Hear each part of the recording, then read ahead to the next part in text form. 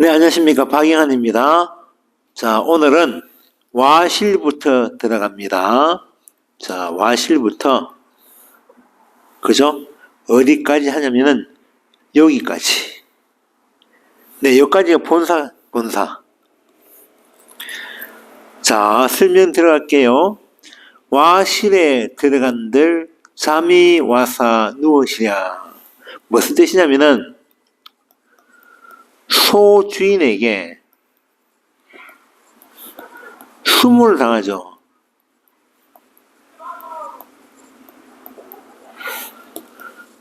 몰락한 양반의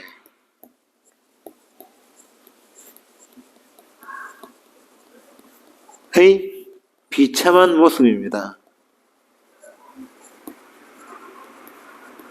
지난 시간에 그랬죠. 양반전의 양반은 가린 것 없이 횡포를 부릴 수 있다고 얘기했지 않습니까? 그런데 여기서 이 화자는 양심 있는 화자입니다. 그래서 소주인에게 수모를 당하고 집에 돌아온 거예요.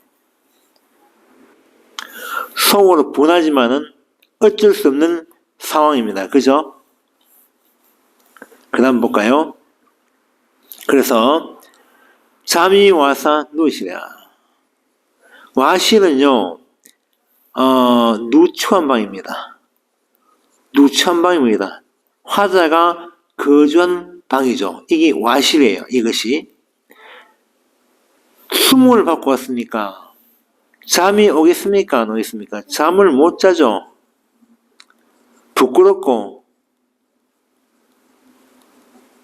그죠? 그 다음에 자존심도 상하고.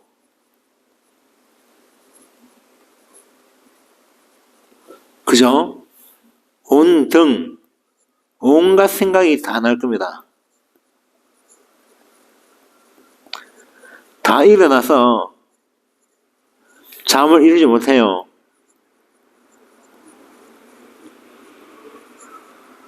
무시를 당했거든요. 그러니까 얼마나 비참하겠습니까? 그죠? 네. 세상 인정이 그렇게 호락호락하지 않다는 것을 아는 겁니다. 지우겠습니다. 북창은 창문이면 창문. 창문인데 북쪽으로 난 창문입니다. 북창을 비교한 자, 즉 북창을 보면서 비스듬히 앉습니다. 앉아서 새벽을 기다리니, 즉 새벽이 오기를 기다립니다.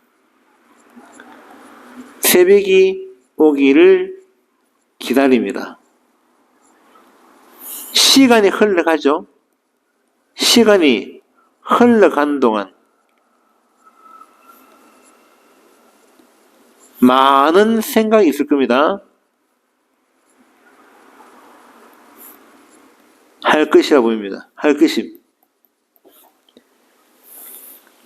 그냥 시간 때우는 게 아니고 너무 자신이 비참한 거예요. 그래서 잠도 이루지 못하고 그냥 멍하니 창밖을 내다봅니다. 네, 시간을 기다리죠. 무정한 대성은 인의 하늘 도나다 하죠. 무정한 대성. 대성은 오디세락 하는데 뻐꾸기라고 생각하시면 됩니다. 무정한 아무 정도 없는 그런 뻐꾸기는 소리를 냅니다.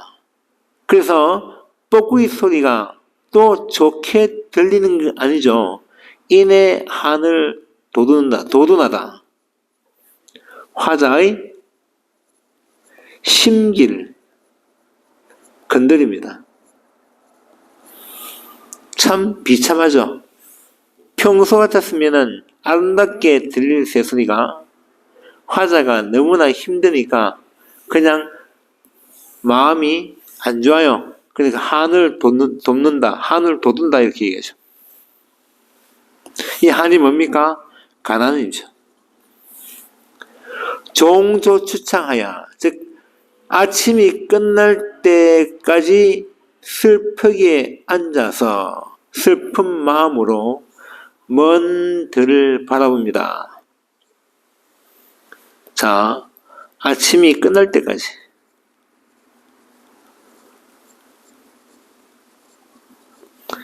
우울하죠. 요새 말하면 우울한 마음으로 먼 들판을 바라봐요.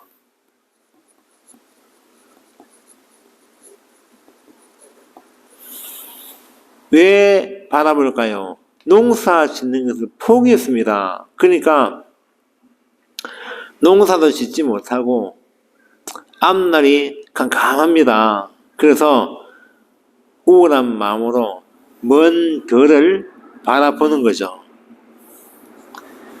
그러니까 농사 짓는 사람들의 노동요가 결리는데 남들은 즐게 부르는 그 농사, 즉 노동요가 자기는 흥이 없어 들립니다. 그러니까 농민들의 즐거운 노래소리와 달리 화자의 마음은 심란하기 때문에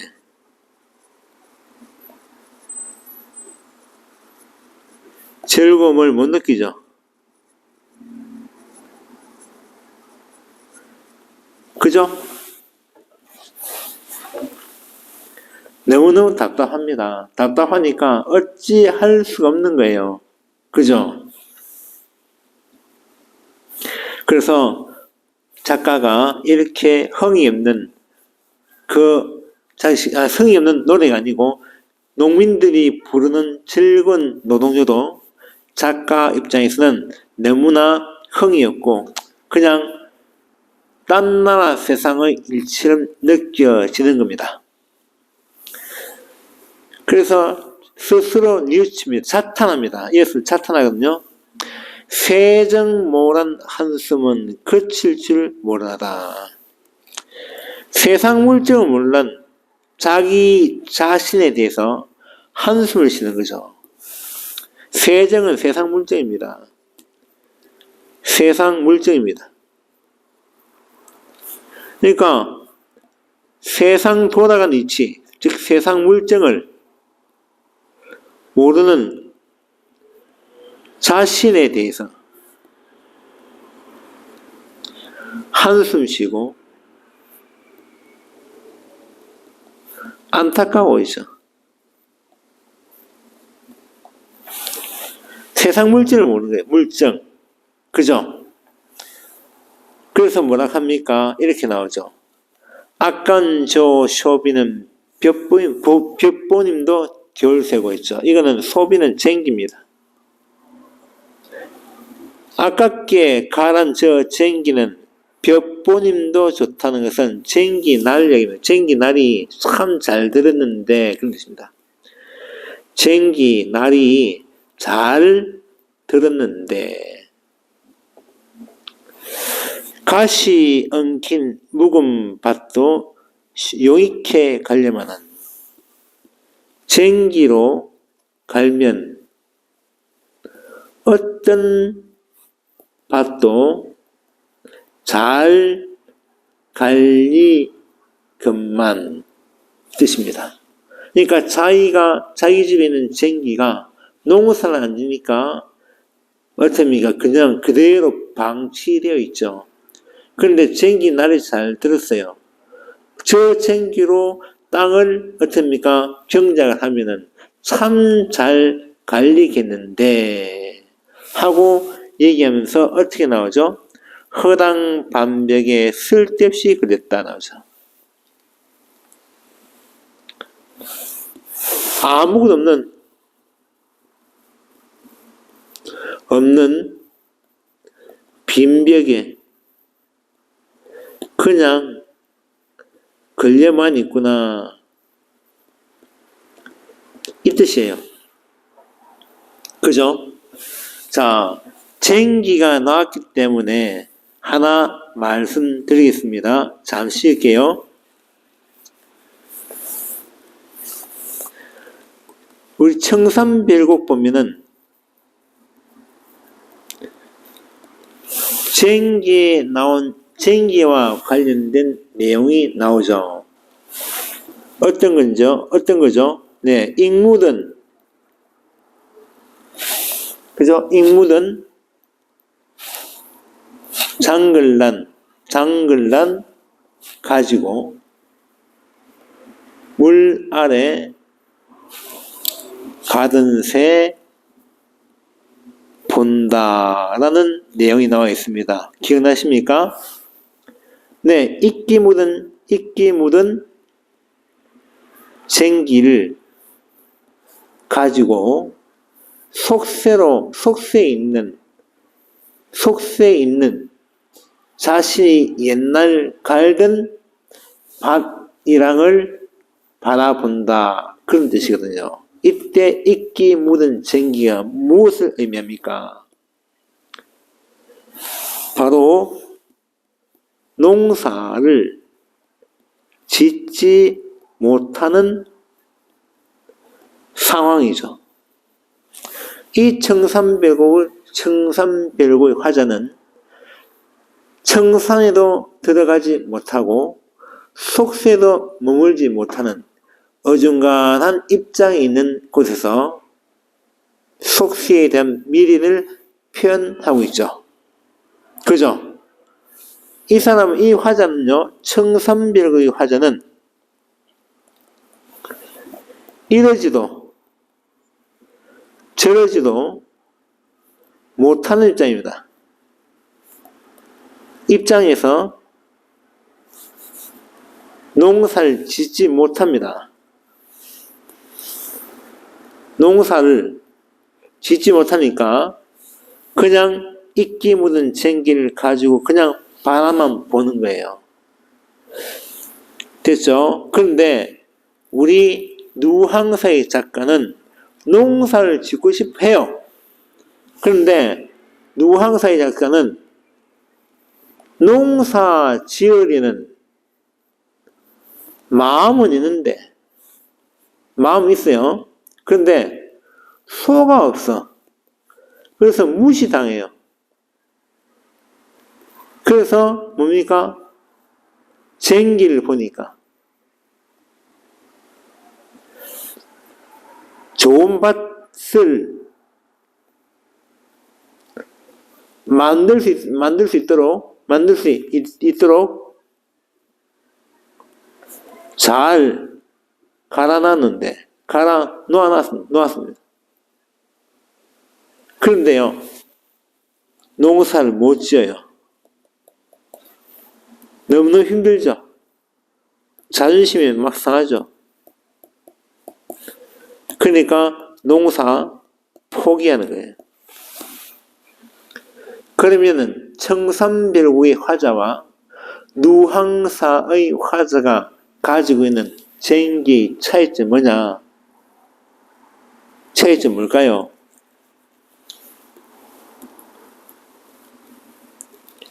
자, 누항사의 화자는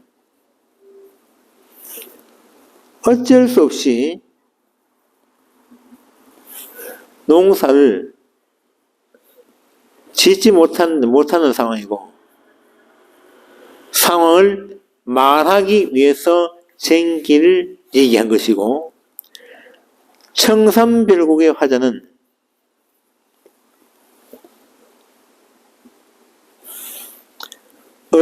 어중간한 자세입니다. 어중간한 자세에서 속세의 미련 때문에 농사를 포기 못하죠. 농사를 짓지 못하죠. 포기가 아니고 짓지 못합니다. 다시 말해, 농사는 속세에 미련이 있지만은 이렇게 할게요. 속세의 미리는 있지만은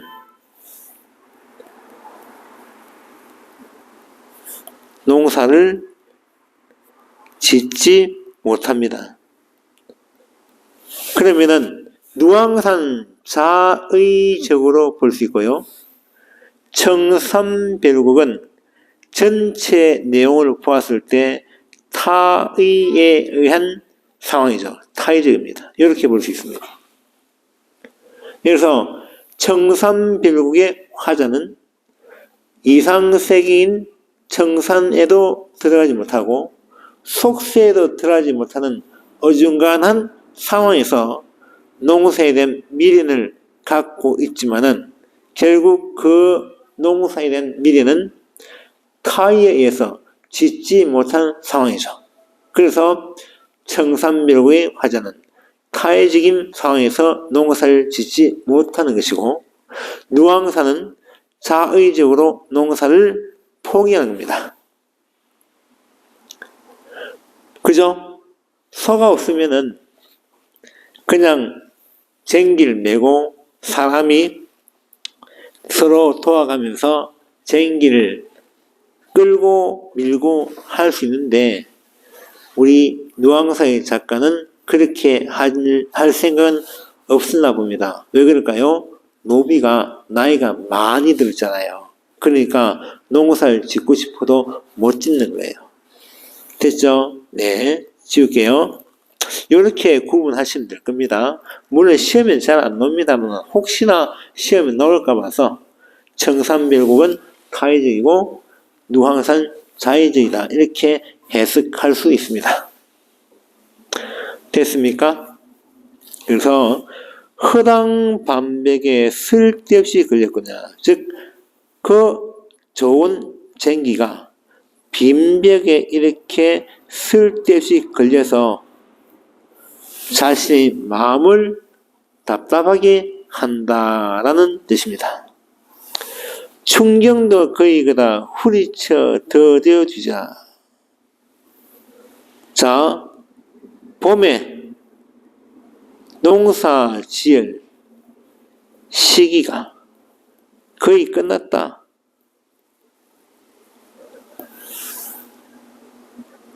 농사를 후리쳐서 던져두자. 자, 뭡니까? 농사 포기한 거예요.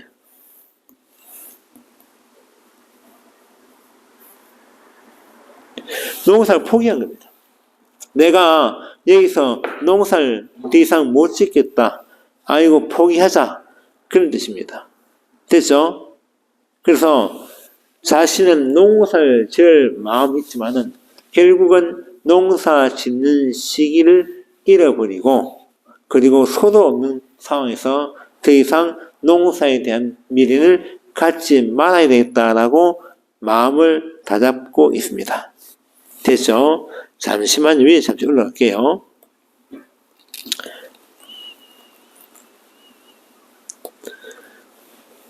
여기 뻐꾸기 새 있죠? 네. 상황에 따라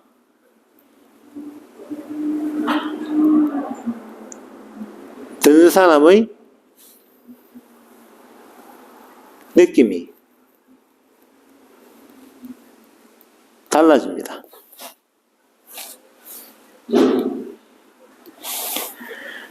예, 상황에 따라 듣는 사람이 느낌이 달라집니다. 예를 들어서 꾀꼬리가 있습니다. 꾀꼬리.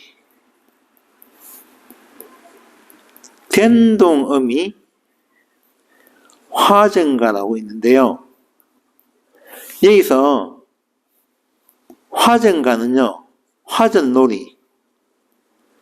즉, 여인들이 1년에 딱 한 번